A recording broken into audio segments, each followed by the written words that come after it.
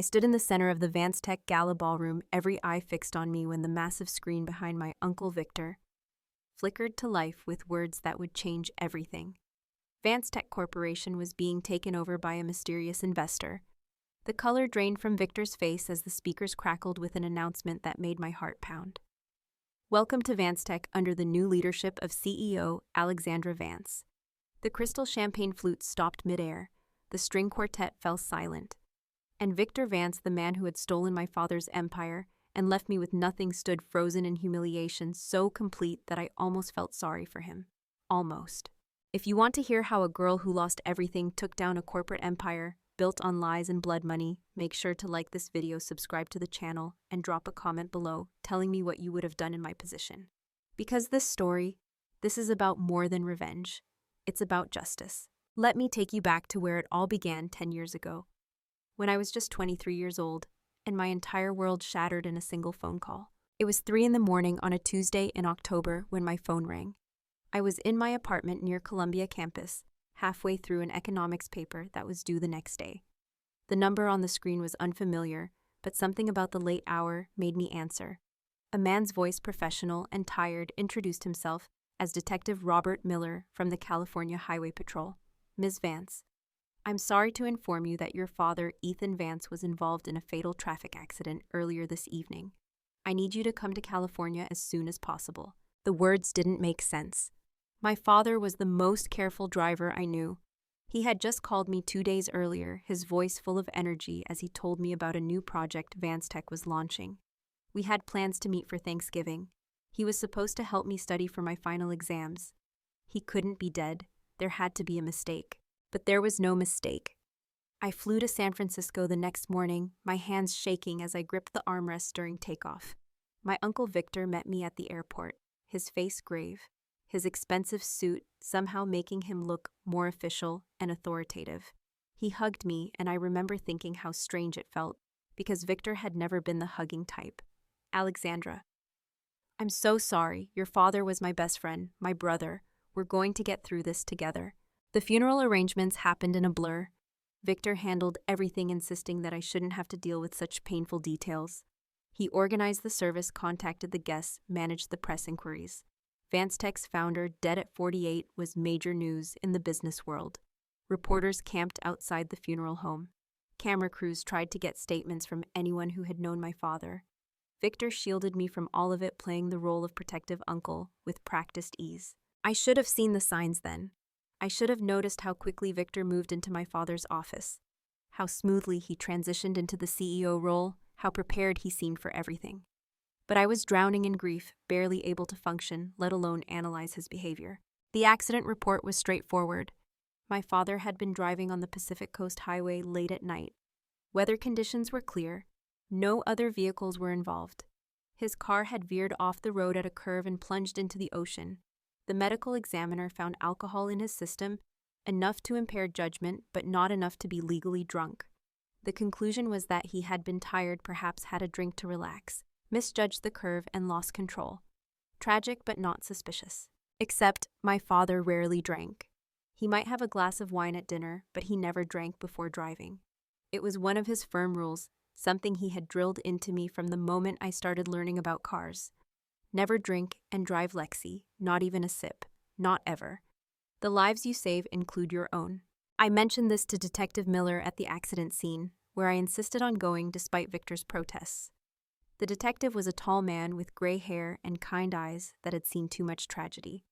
He listened to me carefully as I stood on that cliff, looking down at the rocks where my father's car had been found. He took notes. He asked questions about my father's habits, his state of mind, his relationships. Then he closed his notebook and said, Ms. Vance, I understand you're looking for answers. When we lose someone suddenly, we want it to make sense. But sometimes accidents are just accidents. There's no evidence of foul play. The investigation is closed. I wanted to scream at him that he was wrong, that something was off, that my father wouldn't make such a stupid mistake. But I was 23 years old, exhausted, grieving, and facing a seasoned detective who clearly thought I was just a traumatized daughter in denial. So I nodded and let Victor drive me back to the hotel. 2 weeks later, I sat in a conference room at a law firm in downtown San Francisco for the reading of my father's will. The room smelled like old books and furniture polish. Sunlight streamed through tall windows, making dust particles dance in the air. It felt wrong that the world could be so beautiful when my father was gone. Victor sat across from me, flanked by his personal attorney and Sophia Rossi Vanstech's head of legal affairs. Sophia was in her early 40s, impeccably dressed in a navy suit, her dark hair pulled back in a severe bun. She had worked for my father for 5 years, and I had met her several times at company events. She had always been professional but warm, asking about my studies, remembering details about my life. Today she wouldn't meet my eyes. The attorney, a silver-haired man named Richard Thornton, read through the will in a monotone voice. The bulk of my father's estate was tied up in Vanstech. He owned 40% of the company's shares. These shares, along with all voting rights and decision-making authority, were to pass to me upon his death. Victor owned 35% purchased when the company went public. The remaining shares were distributed among early investors and board members. This means, Ms. Vance, that you are now the majority shareholder of Vanstech. Thornton looked at me over his reading glasses. However, your father included a provision. Given your age and lack of business experience, he appointed Victor Vance as proxy holder until such time as you complete your education and gain sufficient experience to assume control. The proxy is to remain in effect until you reach the age of 30 or until you demonstrate to the satisfaction of the board that you are prepared to take on leadership responsibilities. I stared at the document in front of me, trying to process the legal language. So I own the shares, but Victor controls them. Essentially, yes. Thornton's voice was patient but condescending. It's a common arrangement when young heirs are involved. Your father wanted to protect both you and the company. Victor will manage your interests until you're ready. Victor leaned forward, his expression concerned and caring. Alexandra, sweetheart, your dad and I discussed this at length. He didn't want you to feel pressured. You should finish school, maybe travel, figure out what you want to do with your life. Meanwhile, I'll take care of Vanstech. I'll run it exactly as Ethan would have wanted, and when you're ready, we'll transition you into a role that suits your interests and abilities. It sounded so reasonable, so protective, so much like what a good uncle would say to his grieving niece. I looked at Sophia, hoping for some kind of guidance, but she was studying the table as if it held the secrets of the universe. There's paperwork you need to sign. Thornton slid several documents across the polished table. These formalized the proxy arrangement and authorized Victor to act on your behalf in all matters related to Vanstech. I should have read every word. I should have asked for my own lawyer. I should have taken the documents home and studied them for a week. But I was tired and sad and overwhelmed, and Victor was family, and my father had apparently set this up, so it must be okay. I picked up the expensive pen Thornton offered and signed my name on every flagged line. Alexandra Marie Vance. The signature looked shaky, childish, nothing like the bold strokes my father used when he signed documents. Victor smiled and reached across to squeeze my hand. You've made the right decision. Your father would be proud. The first few months after my father's death were a fog of depression and academic pressure. I went back to Columbia, tried to focus on my classes, attended therapy sessions that didn't seem to help. Victor sent me monthly reports about Vanstech. Revenue was up, new contracts were being signed. The company was thriving. He included a personal note with each report asking about my studies, reminding me that I didn't need to worry about business matters, assuring me that he had everything under control. I graduated in May with honors in business administration. My father wasn't there to see me walk across that stage, and the absence felt like a physical weight on my chest. Victor sent flowers and a generous check. Congratulations, Alexandra. Your father would have been so proud. Take the summer off. Relax. You've earned it. But I didn't want to relax, I wanted to work. I wanted to do something meaningful, something that would make my father proud, something that would honor his legacy. I called Victor in June and told him I was ready to start at Vanstech. I could begin in an entry-level position, learn the business from the ground up, work my way up like my father had done. There was a long pause on the phone, then Victor's voice, careful and measured. Alexandra, I appreciate your enthusiasm, but we don't really have any entry-level openings right now. The company is quite lean, perhaps in a few months. Why don't you take some time to travel, see Europe, visit Asia, expand your horizons? I pressed harder. I don't need to travel. I want to work. Surely there's something I could do. I have a degree in business administration. I could work in marketing or finance or operations. I'll do anything. Victor's tone grew slightly cooler. Alexandra, I don't think you understand how competitive our environment is. We hire people with years of experience, people with specific skills. You're smart, but you're not ready for the pace and pressure of a company like VanceTech. Give it time. There's no rush. I felt the first stirrings of doubt, then a cold whisper in the back of my mind that something wasn't right. But I pushed it aside. Victor was probably right. I was young and inexperienced. Maybe I did need more time. I spent the summer in New York working as an intern at a small marketing firm. The work was boring, but I learned the basics of business operations, how to write reports, how to analyze data, how to present ideas. In September, I called Victor again. I had experience now. I was ready. This time, his patience was wearing thin. Alexandra, I've been meaning to talk to you about this. I think you should consider whether business is really your calling. Not everyone is cut out for this world. Your father was exceptional, but that doesn't mean you inherited his talents. Maybe you should explore other options, teaching perhaps, or nonprofit work, something less demanding. The words stung like a slap. I tried to keep my voice steady. I'd like to at least try. Can I come to San Francisco, meet with you and the team, see the office? That's not a good idea right now. We're in the middle of a major acquisition. It's chaos. Everyone is working around the clock. Adding an inexperienced person to the mix would be disruptive. I'll let you know when things calm down. Things never calmed down. Every time I called Victor had a new excuse. The company was too busy. The market was too volatile. They were restructuring. They were downsizing. They were expanding but only hiring people with specific expertise. He sent me a larger check for Christmas that year, along with a note that felt more dismissive than kind. Enjoy your life, Alexandra. Not everyone needs to work in the family business. I started to pay closer attention to news about VanceTech. I read every article, watched every interview Victor gave, analyzed every quarterly report. Something was changing. The company my father had built was focused on innovation, on developing new technologies that solved real problems. Victor was shifting the focus toward acquisitions and profit maximization. He was buying up smaller tech companies, stripping them for their patents and client lists, then shutting them down. He was cutting research and development budgets. He was laying off longtime employees and replacing them with cheaper, less experienced workers. In one interview, a reporter asked Victor about this change in direction. Victor smiled his practiced smile and said Ethan Vance was a dreamer. He believed in technology for technology's sake. But in today's competitive environment, we have to be practical. We have to focus on shareholder value and bottom-line results. That's what business is about. I felt sick watching that interview. That wasn't what business was about for my father. He had always said that profit was important, but it wasn't the point. The point was to create something valuable, something that made people's lives better. Profit was the result of doing good work, not the goal itself. I decided to attend the next VanceTech board meeting. As a shareholder, even one whose voting rights were held in proxy, I had the right to observe. I called the corporate office and informed them I would be attending.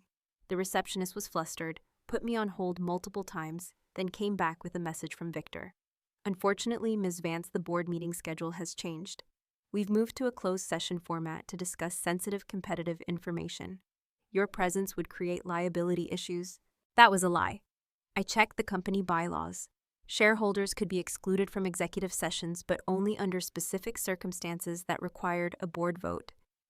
I hired a lawyer, a young associate at a small firm, who was hungry enough to take my case. She wrote a formal letter demanding access to board meetings and company financial records. VanceTech's legal team responded with a letter 3 times as long, citing dozens of legal precedents and corporate governance rules. The message was clear. If I wanted a fight, they had unlimited resources to make it long and expensive. I backed down. I didn't have the money or the stamina for a prolonged legal battle. But I started digging. I hired a private investigator, a former cop named Janet Torres, who specialized in corporate fraud. I paid her $5,000, nearly a quarter of my savings, to look into VanceTech's recent activities. What she found was disturbing but not quite illegal. Victor had restructured the company's executive compensation, giving himself a salary that was triple what my father had earned. He had awarded himself stock options that would make him even wealthier if the stock price rose. He had put his own people in key positions, firing or forcing out anyone who had been close to my father. He had moved the company's headquarters from the modest office park my father had chosen to an expensive downtown high-rise. He had purchased a corporate jet, a luxury my father had always refused as wasteful. Janet also found something else. There had been 3 other executives who had raised concerns about Victor's management style and financial decisions. All 3 were no longer with the company. One had resigned suddenly, citing personal reasons. One had been fired for performance issues. One had died in what was ruled a suicide, jumping from the balcony of his apartment. I met Janet in a coffee shop in Queens to review her findings. She was in her 50s, gray-haired and sharp-eyed, with the weathered look of someone who had spent decades dealing with the worst of human nature. She spread the documents across the table between us and said, "This guy is dirty. I can't prove it yet, but my gut says he's not just a bad manager. He's criminal. The question is, can we find evidence that would hold up in court?" "What about my father's death?" I asked, even though I was afraid of the answer. "Do you think Victor was involved?" Janet sipped her coffee, her eyes never leaving mine. "Honestly, yeah, I do. The timing was too convenient. Victor benefited enormously from your father's death. He got control of the company, got rid of the one person who could stop him, and positioned himself to become very rich. But proving it is another matter. The accident investigation was closed quickly. Physical evidence is long gone. Unless we can find a witness or some kind of paper trail, it's going to be impossible to prove murder." I felt cold despite the warm coffee shop. "How do I stop him?" "You can't. Not directly, not right now." Janet's bluntness was harsh but honest. "He has all the power, all the resources, all the legal protection. You're a 24-year-old kid with no business experience and limited funds. If you go at him head-on, he'll destroy you. Your only chance is to play the long game, disappear from his radar, build your resources, learn everything you can about business and law and finance. Gather evidence slowly and carefully. And when you're ready, when you have everything you need, then you strike. But we're talking years, Alexandra, maybe a decade. Can you be that patient?" I thought about my father, about the company he had built, about all the people whose lives and careers depended on VanceTech's success. I thought about Victor sitting in my father's office, spending the company's money, making decisions that contradicted everything my father had believed in. And I thought about justice, about the fact that murderers shouldn't get away with their crimes just because they're rich and powerful. "Yes," I said, "I can be that patient." I left New York that summer and moved to Chicago under my mother's maiden name, Sullivan. My mother had died when I was 10, so there was no one to question my use of her name. I created a new identity, a new resume, a new life. Alexandra Sullivan, recent business school graduate, no connection to VanceTech or the Vance family. I got a job as a junior analyst at a mid-sized investment firm called Hendricks Capital. The work was demanding, the hours were long, and the pay was modest. But I learned. I learned how to read financial statements, how to spot fraud, how to trace money through complex corporate structures. I learned about mergers and acquisitions, about hostile takeovers, about the various ways that control of a company could change hands. I studied corporate law in my spare time, reading case law and legal journals until my eyes burned. I also learned about money, about how to make it and how to move it. I started investing my salary, making small bets on startups and tech stocks. Some failed, but others succeeded beyond my expectations. I reinvested the profits, building my capital, slowly but steadily. I learned about offshore accounts, shell companies, and the gray areas of international finance. Nothing I did was illegal, but much of it walked the line between aggressive and questionable. My boss at Hendricks Capital was a man named Robert Chen, a second-generation Chinese American who had built his fortune through careful analysis and calculated risks. He took an interest in me, perhaps because I reminded him of himself when he was young and hungry. He taught me things they don't teach in business school: how to read people, how to negotiate, how to know when someone is lying. "The numbers tell you what happened," he would say, "but people tell you why it happened. Learn to read both."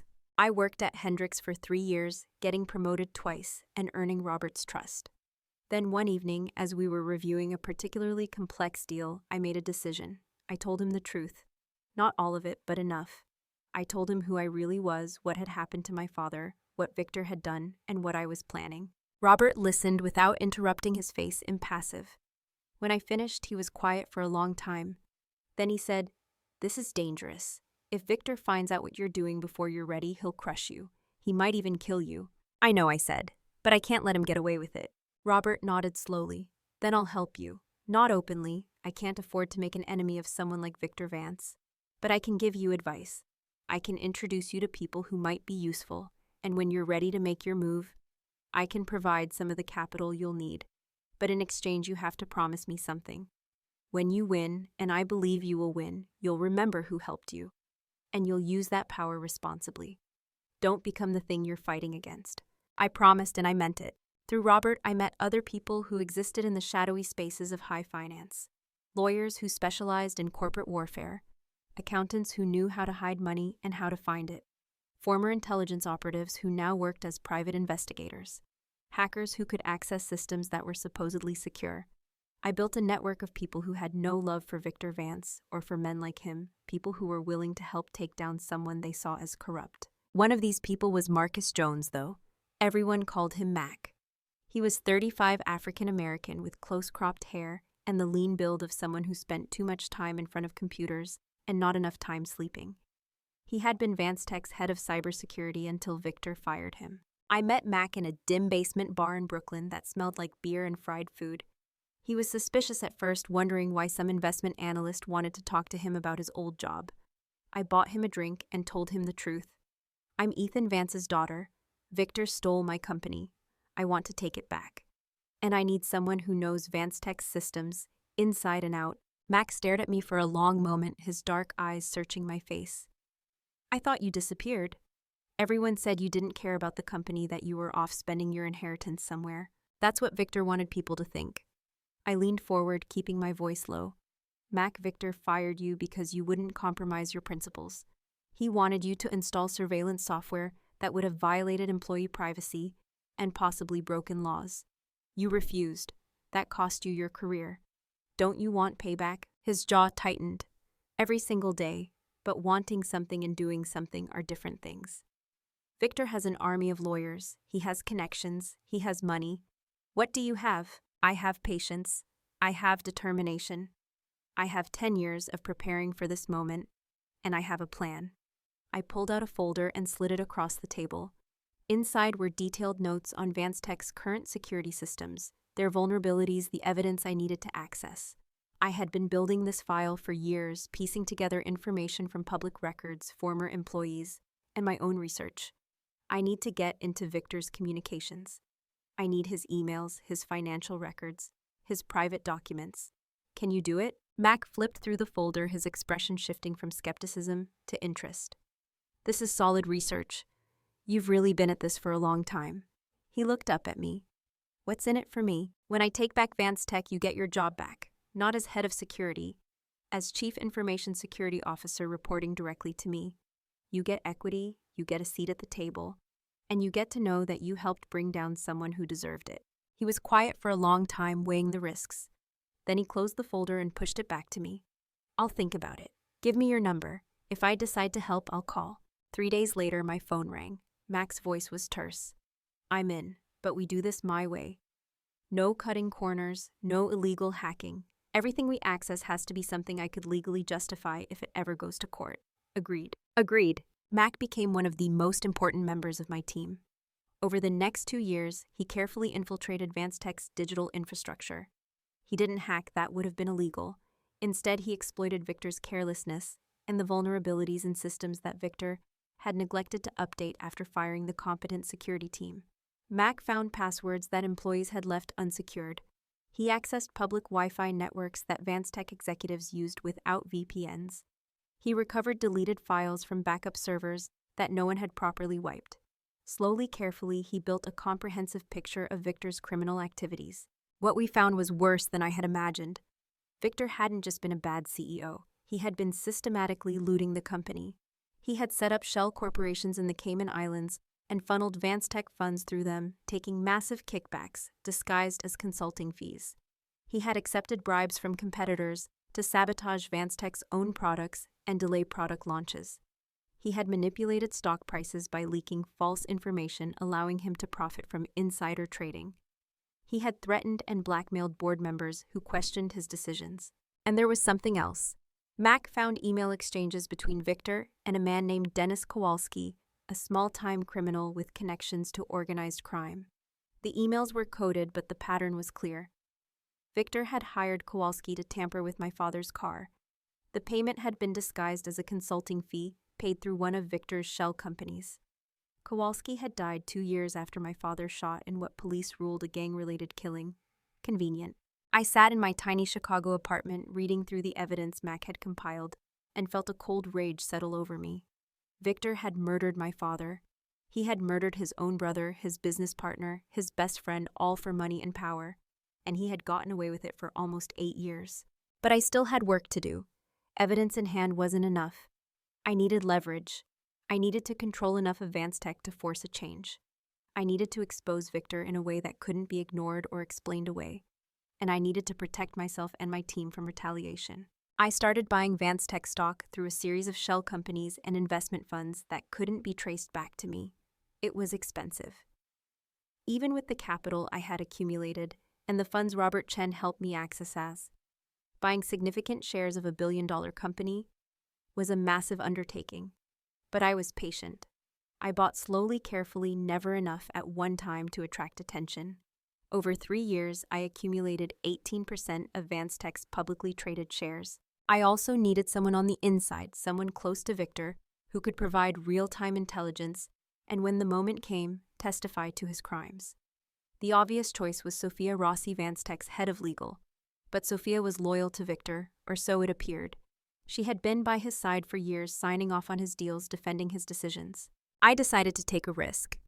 I arranged to bump into Sophia at a legal conference in Boston. It wasn't hard to engineer. I registered for the conference under my alias, positioned myself near the registration desk, and struck up a conversation. We talked about corporate law, about the challenges of working in tech, about the ethical dilemmas that lawyers face. Sophia was guarded but professional. There was something in her eyes, though, a weariness that suggested she wasn't as content as she appeared. Over drinks that evening, I steered the conversation toward more personal topics. I asked if she ever struggled with the demands of her job. She laughed, but it was a bitter sound. Every day. Sometimes I look at what I'm doing and wonder how I got here. This isn't what I went to law school for. I wanted to help people to make a difference. Instead, I spend my days drafting documents that make rich people richer. I took a calculated risk. Have you ever worked on something you knew was wrong, something that kept you up at night? She froze her glass halfway to her lips. That's a strange question. Is it? I think every lawyer has faced that choice at some point. The choice between doing what's right and doing what's required. She set down her glass and looked at me carefully. Who are you really, Ms. Sullivan? Someone who understands what it's like to be trapped. Someone who knows that sometimes the only way out is to burn everything down and start over. We talked for another hour, dancing around the topic, neither of us willing to fully commit. As we parted ways, I handed her a business card with only a phone number on it. If you ever want to talk about something confidential, call that number. It's secure. 3 weeks later, she called. We met in a parking garage in Queens at midnight, sitting in my car with the engine running for heat. Sophia's hands shook as she pulled out a USB drive. This contains copies of every illegal document I've ever drafted for Victor. Every shell company, every bribed official, every threatened employee. I kept them as insurance in case he ever tried to pin his crimes on me. She looked at me with haunted eyes. I know who you are, Alexandra. I've known since Boston. I did my research. And I'm sorry. I'm sorry for what happened to your father. I'm sorry for the role I played in it. Were you involved in his murder? My voice was cold, clinical. No, God, no. I didn't even know Victor was planning that until after it happened. By then it was too late. I was already complicit in so many of his schemes that coming forward would have meant prison for me too. And Victor made it clear that if I ever talked, he would go after my sister. She's all the family I have left. She was in law school at the time. He threatened to destroy her career before it even started. Why are you coming to me now? Because I can't live with it anymore. Sophia's voice broke. Because your father was a good man and he didn't deserve what happened to him. Because every day I work for Victor, I die a little inside. And because I think you're the only person with the courage and the resources to actually stop him. I help you and you protect my sister. You make sure she's safe. You make sure that when this all comes out, she's not collateral damage. I promise. I took the USB drive. And Sophia, when this is over, you're going to be okay too. You're going to be the whistleblower who helped bring down a criminal. That takes courage. That's worth something. She started crying, then quiet tears that she wiped away with angry gestures. I don't feel courageous. I feel like a coward who waited too long. The bravest thing you can do is try to make things right, even when it's terrifying. You're doing that now. That matters. With Mac's digital evidence and Sophia's documents, I had everything I needed to prove Victor's crimes. But I still needed the right moment, the right venue, the right audience. I needed to expose him in a way that was public and undeniable, a way that would force the board, the authorities, and the media to act. The opportunity came with VanceTech's annual gala, a black tie event that Victor had started hosting 5 years earlier. It was his moment to shine, to present himself as the visionary leader who had taken VanceTech to new heights. The guest list included board members, major investors, tech industry leaders, and carefully selected media representatives. It was the perfect stage. Getting an invitation was tricky. Victor would never send one to me, so I exploited a loophole. As a shareholder of record, even one whose voting rights were held in proxy, I had the right to attend any official shareholder event. The gala was listed in VanceTech's corporate calendar as a shareholder appreciation event. Victor's assistant tried to block me, but I had Sophia send a legal memo confirming my rights. The assistant backed down. I spent a fortune on the dress, a black designer gown that made me look older, more sophisticated, more dangerous. I had my hair and makeup done professionally. When I looked in the mirror, I barely recognized myself. I didn't look like the grieving 23-year-old who had signed away her inheritance. I looked like someone who meant business. The gala was held at a luxury hotel in Manhattan, in a ballroom that dripped with crystal chandeliers and gold accents. Champagne flowed.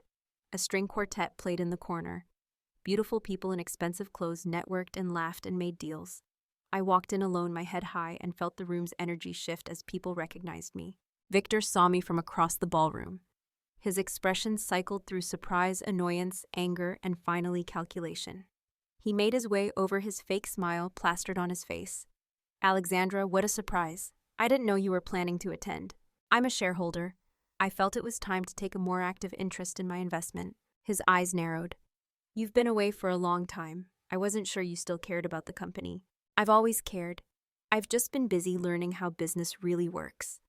I took a sip of champagne, watching him over the rim of the glass. "Congratulations on VanceTech's success, by the way. I've been reading the quarterly reports. Quite impressive." "We've done well." Victor's chest puffed out slightly, his ego unable to resist the praise. "Your father built a solid foundation."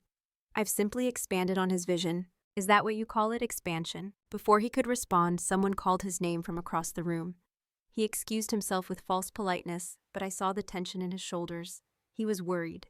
Good. The evening progressed with speeches and presentations. Victor took the stage, commanding attention with his deep voice and practiced charisma.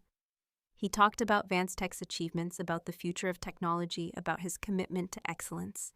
He made it sound noble, visionary, as if he were a modern-day pioneer rather than a thief and a murderer. And then he made his mistake. He decided to publicly humiliate me. "Before we conclude this evening, I want to recognize someone special." Victor gestured toward me with a spotlight suddenly illuminating my face. "My niece, Alexandra Vance, is here tonight. Come up here, Alexandra." The room applauded politely. I had no choice but to walk to the stage.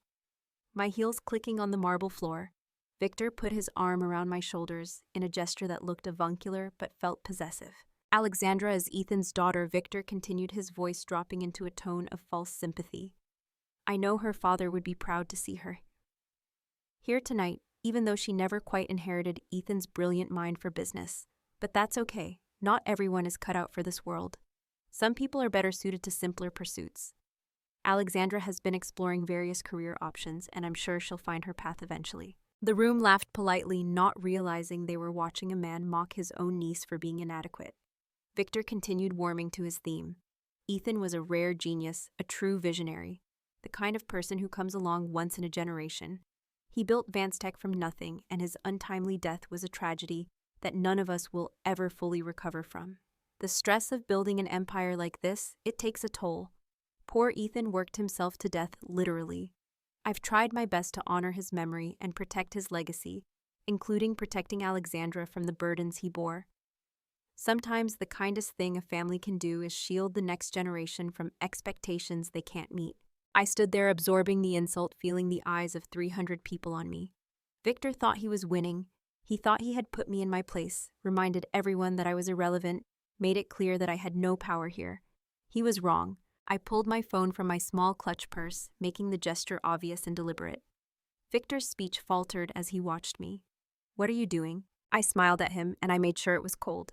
Just sending a text. Continue, please. I typed one word, now. The massive screen behind Victor that had been displaying the VanceTech logo and stock price suddenly went black. The room fell silent, confused. Then text appeared in both Vietnamese and English scrolling across the screen. Tapped on VanceTech Bito Tom by Motnyado 2B. VanceTech Corporation has been acquired by a mysterious investor. Victor spun around to look at the screen, his face going pale. What is this? Someone shut that off. But before anyone could react, the sound system crackled to life. A voice professional and female made an announcement that echoed through the ballroom. Kính chào quý vị và các bạn đến với VanceTech, dưới sự lãnh đạo mới của CEO Alexandra Vance. Ladies and gentlemen, welcome to VanceTech, under the new leadership of CEO Alexandra Vance. The room exploded into chaos. People pulled out their phones, checking stock prices, calling their brokers, trying to figure out what was happening. Victor turned to me, his face red with rage. This is fraud. This is illegal. I'll have you arrested. I stepped away from him, my voice carrying across the suddenly quiet room as people strained to hear. Actually, Uncle Victor, it's completely legal. You see, over the past 5 years, I've been quietly acquiring VanceTech shares through various investment vehicles. As of this morning, I control 58% of the company. I called an emergency board meeting this afternoon. Sophia Rossi, your own head of legal, presented evidence of your criminal activities. The board voted unanimously to void the proxy agreement you tricked me into signing and to terminate your employment effective immediately. Victor's mouth worked soundlessly. The screen behind him changed again, now displaying the first page of the board meeting minutes with signatures from every board member. Then it changed again, showing an email from Victor to Dennis Kowalski discussing payment for tampering with my father's car. I continued, my voice steady and cold. The authorities have been given full access to evidence of your fraud, embezzlement, bribery, and conspiracy to commit murder. Detective Robert Miller, who investigated my father's death, is waiting outside with several of his colleagues to take you into custody. Victor tried to run. He actually turned and tried to push his way through the crowd toward the exit. But men in suits were already moving through the room, closing off the exits. Detective Miller, older now, but still commanding, stepped into view and blocked Victor's path. Victor Vance, you're under arrest for conspiracy to commit murder, securities fraud, wire fraud, embezzlement, and racketeering. Miller's voice was satisfied, the voice of a man who had waited 8 years for this moment. You have the right to remain silent. As the detective read Victor his rights and secured the handcuffs, I watched from the stage. I felt no joy, no triumph, just a deep, bone-deep exhaustion and a sense of something finally ending. The crowd parted as Miller led Victor toward the exit. As they passed me, Victor looked up, and for the first time I saw genuine fear in his eyes. You'll never get away with this, he hissed. I have lawyers, I have connections. I'll fight this. I leaned down slightly so only he could hear me. You murdered my father. You stole my company. You destroyed lives. And you thought you were untouchable because you had money and power. But here's what you forgot, Uncle Victor. I'm my father's daughter. I learned from the best, and I'm more patient than you ever imagined. You're going to prison, and I'm going to make sure everyone knows exactly what kind of monster you are. Detective Miller pulled Victor away. The last I saw of him that night was his back shoulders hunched as he was led through the lobby in handcuffs, while photographers captured every moment. The aftermath was a whirlwind of media attention, legal proceedings, and corporate restructuring. Victor's arrest was front-page news. Clara Chen, the investigative journalist who had been tracking the story, published a comprehensive exposé that won her a Pulitzer Prize. The article detailed every crime, every victim, every dollar Victor had stolen. It painted a picture of corruption that shocked even the jaded tech industry. Victor's trial lasted 8 months. I attended every day, sitting in the gallery, watching as prosecutor after prosecutor laid out the case against him. Mac testified about the digital evidence. Sophia, granted immunity in exchange for her cooperation, detailed the legal documents she had been forced to create. Former employees testified about threats and intimidation. Financial experts walked the jury through the complex web of shell companies and offshore accounts. Victor's defense team tried everything. They argued that the evidence was obtained illegally, that I had orchestrated a conspiracy against him, that he was the victim of a vindictive niece who wanted to take over the company. But the evidence was overwhelming. Even Victor's expensive lawyers couldn't overcome the mountain of proof that Mac and Sophia had helped me compile. The jury deliberated for 4 days.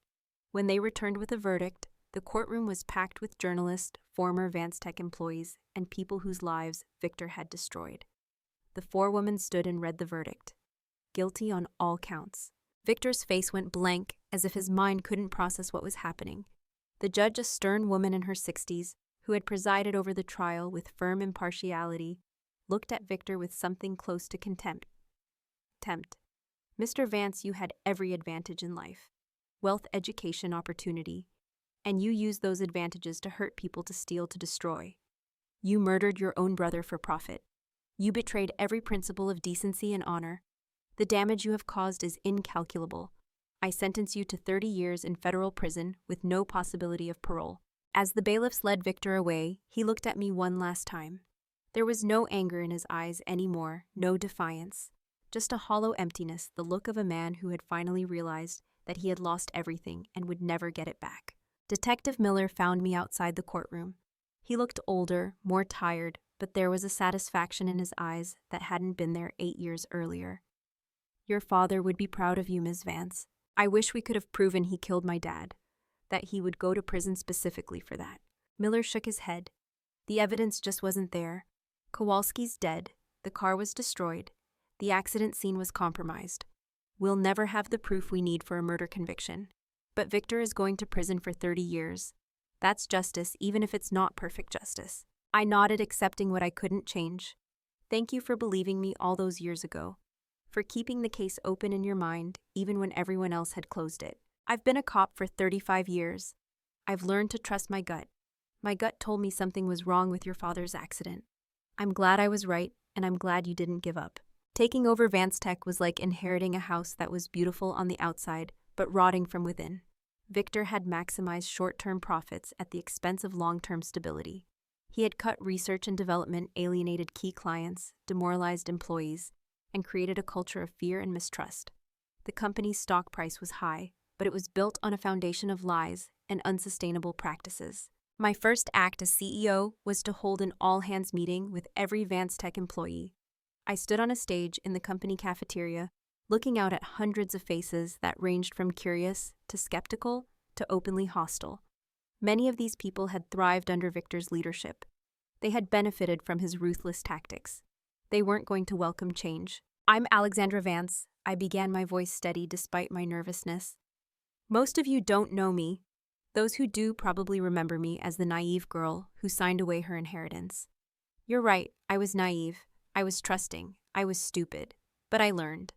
And now I'm here to rebuild this company the way my father envisioned it. Not as a machine for extracting maximum profit, but as an organization that creates real value. That innovates, that treats employees with respect, that operates with integrity. There was silence when I finished. Then slowly a few people began to clap. The applause spread, not overwhelming, but genuine. There were still skeptics in the room, I could see it in their faces, but there was also hope. I spent the next 2 years restructuring VanceTech from top to bottom. I brought back some of my father's original team people Victor had forced out. I hired new executives who shared my vision of ethical business practices. Sophia became chief legal officer, ensuring that everything we did was not just legal, but morally sound. Mac became chief information security officer, rebuilding our digital infrastructure and implementing privacy protections that became industry-leading. I also made symbolic changes that signaled the new direction. We moved out of the expensive downtown high-rise and into a more modest but functional office space. We sold the corporate jet and used the money to fund employee development programs. We implemented profit sharing so that everyone in the company benefited when we succeeded. We created an ethics hotline where employees could report concerns without fear of retaliation. The changes were painful. Some executives quit, unable to adapt to the new culture. Some clients left, preferring Victor's aggressive tactics. Our stock price dropped as Wall Street analysts questioned whether we could maintain profitability with our new approach. There were quarters when we barely broke even. There were board meetings where investors pressured me to return to Victor's strategies. I held firm. I knew that quick profits built on exploitation and corner cutting weren't sustainable. I knew that my father's vision of technology serving humanity, rather than extracting value from it, was the right path, even if it was harder. Slowly, things began to turn around. We developed new products that solved real problems rather than creating artificial needs. We partnered with nonprofits to bring technology to underserved communities. We published our algorithms and data practices, becoming a leader in transparency.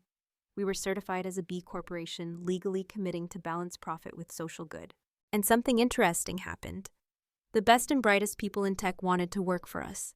They were tired of companies that talked about changing the world while actually just maximizing shareholder value. They wanted to work somewhere that meant something, somewhere they could be proud of. Our recruitment challenges disappeared. Top talent competed for positions at VanceTech. Our clients noticed too. Companies that cared about their own reputations wanted to partner with us. Consumers who valued privacy and ethical business practices chose our products. Our brand became synonymous with trust and integrity, which turned out to be more valuable than Victor's approach of aggressive marketing and planned obsolescence. 5 years after taking over, VanceTech was valued at 3 times what it had been under Victor. Our employee satisfaction scores were the highest in the industry. We had been named one of the most innovative companies in America and one of the best places to work. Tech journals wrote case studies about our transformation. Business schools invited me to speak about ethical leadership. But the recognition that meant the most came from an unexpected source. I received a letter from Samuel Brennan, one of my father's oldest friends and one of the engineers who had helped him start VanceTech in a garage 25 years earlier. Samuel had left the company early, selling his shares to fund his retirement. He had watched from afar as Victor destroyed my father's vision, and then as I reclaimed it. The letter was handwritten in shaky script that suggested Samuel was now quite old. Dear Alexandra, I knew your father from the day he first sketched out the idea for VanceTech on a napkin at a diner. I watched him build something magnificent, not because he wanted to be rich, but because he believed technology could make life better for ordinary people. I watched Victor tear that down and turn it into something ugly. And now I've watched you rebuild it, not into a replica of what your father created, but into something new that honors his principles while adapting to our current world. Ethan would be incredibly proud, more than proud. He would be in awe of your courage, your integrity, and your vision. You didn't just save his company, Alexandra. You fulfilled his dream. Thank you. I read that letter 5 times, tears streaming down my face. Then I framed it and hung it in my office, next to the photo of my father and me from my college graduation, and the letter he had written 2 weeks before his death. Detective Miller stayed in touch. My father's case technically remained open, though we both knew it would never be officially solved. We had evidence that Victor had hired Dennis Kowalski to tamper with the car, but Kowalski was dead and the physical evidence was long gone. Without a direct confession or a living witness, the DA couldn't bring murder charges. Victor was in prison for 30 years for his other crimes, which would likely be the rest of his life given his age and health. It wasn't perfect justice, but it was something. Miller called me on the 8th anniversary of my father's death. I thought you'd want to know that I'm finally retiring for real this time. The case is being transferred to the cold case unit. They'll keep it open, but realistically, they won't be actively investigating. I'm sorry we couldn't give you closure on that. You gave me more than you know, I told him. You believed me when no one else did. You kept the possibility alive that there was more to the story. You came out of retirement to help me bring Victor to justice. That matters more than you realize. What are you going to do now? He asked. You've won. You've rebuilt the company. Victor's in prison. You're successful. What's next? I thought about that question. What was next? I had spent 10 years of my life focused on one goal: taking back what was stolen, exposing the truth, building something that honored my father's memory. I had achieved all of that, but I was only 33 years old. I had decades of life ahead of me. What would I do with them? I'm going to keep building, I said. I'm going to make sure VanceTech continues to be a force for good. I'm going to mentor young entrepreneurs and help them avoid the mistakes my father made. I'm going to use my resources and my platform to push for better corporate governance, stronger protections for whistleblowers, more accountability for executives who abuse their power. I'm going to live the kind of life my father would be proud of. Not a perfect life, but an honest one. Miller chuckled. Sounds like you've got it figured out, he paused. Your dad was a good man, Alexandra. I only met him a few times, but I could tell. And you're a good woman. Don't let the fight change that. Don't become so focused on justice that you forget to live. I won't, I promised. After I hung up, I stood at the window of my office looking out at the city. It was late afternoon and the sun was beginning to set, painting the sky in shades of orange and gold. I thought about the girl I had been at 23, signing away her inheritance because she trusted family. I thought about the woman I had become, hardened by betrayal, but not broken by it. I thought about all the lessons I had learned, all the sacrifices I had made, all the moments when I had wanted to give up but hadn't. Was it worth it? Every sleepless night, every moment of fear, every relationship I had neglected, every experience I had missed while I was planning and preparing and building my case against Victor. I looked around at the company my father had built and I had saved. I thought about the thousands of employees who had good jobs because VanceTech thrived. I thought about the communities we served, the innovations we had created, the lives we had touched. Yes, I thought, it was worth it. Not because revenge is sweet, though I won't lie and say it didn't feel good to see Victor in handcuffs. Not because I was now rich and powerful, though financial security and the ability to make meaningful decisions were valuable. It was worth it because justice matters. Because letting criminals get away with their crimes because they're rich and connected is wrong. Because sometimes the only way to honor the people we've lost is to fight for the principles they believed in. But I also knew this. Justice isn't a destination. It's a practice, a daily commitment, a choice you make in every decision. The moment you stop fighting for it, the moment you let convenience or profit or fear override your principles, you've lost. Victor lost not because he was stupid or unlucky. He lost because he believed his own lies, because he thought power meant never being held accountable, because he forgot that every action has consequences. I wouldn't make that mistake. I built accountability into everything VanceTech did. We had an ethics board that reported directly to me and had the power to override my decisions. We had whistleblower protections stronger than the law required. We published our diversity statistics, our pay equity data, our environmental impact. We submitted to regular third-party audits. We weren't perfect. No company is. But we were trying every single day to be better than we were yesterday. That was my father's real legacy. Not the technology, not the billions of dollars, not the office or the recognition or any of the trappings of success. It was the idea that business could be a force for good, that profit and purpose weren't mutually exclusive, that how you made your money mattered as much as how much you made. On my desk, I kept 3 items. The photo of my father and me from my college graduation, both of us smiling, him with his arm around my shoulders and pride in his eyes. The letter he had written 2 weeks before his death, his final words to me about being stronger than I knew and fighting for what was right. And Samuel Brennan's letter confirming that I had fulfilled my father's dream. I touched each of these items gently, a daily ritual that grounded me and reminded me why I did what I did. Then I turned back to my computer and the work that was waiting. There was always more work, a board meeting to prepare for, a product launch to approve, a partnership agreement to review. But it was good work, meaningful work that made the world a little bit better. I thought about Victor sometimes sitting in his prison cell stripped of everything he had stolen. I didn't visit him. I didn't write to him. I didn't think about him much at all anymore, because giving him space in my mind felt like letting him win one last time. He had taken enough from me. He didn't get to take my peace. Instead, I focused on the future, on the company we were building, the lives we were improving, the example we were setting. I focused on the people who had helped me along the way. Mac and Sophia and Detective Miller and Robert Chen and all the others who had believed in me when I was just an angry, grieving girl with an impossible plan. I focused on being the kind of leader my father had been, the kind of person he had raised me to be. And sometimes late at night when the office was quiet and the city lights twinkled below, I felt his presence. Not in any supernatural way, but in the choices I made and the values I upheld and the vision I pursued. He was gone, but his influence remained. He had taught me that business wasn't just about profit, but about building something that lasted, something that mattered, something that made people's lives better. And I was doing that every single day in his memory and in his honor. The journey from that scared 23-year-old to this confident CEO had been long and hard.